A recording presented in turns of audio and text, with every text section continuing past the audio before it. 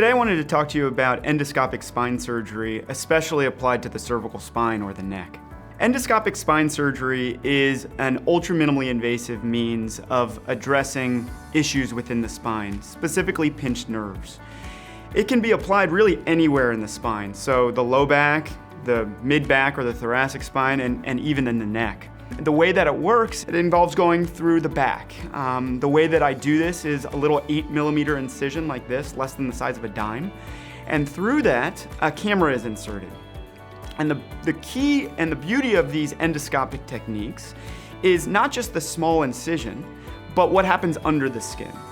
So what these endoscopic techniques involve is, as I mentioned, small incision, and then this little camera just goes in between the muscle fibers.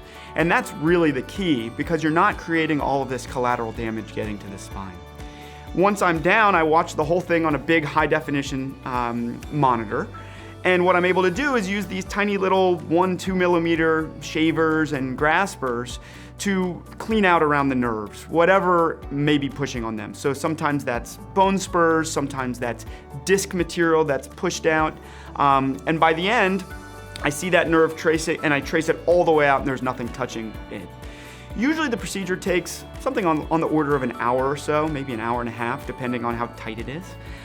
Patients wake up afterwards in the recovery room, and the most common experience is their arm pain is dramatically better immediately.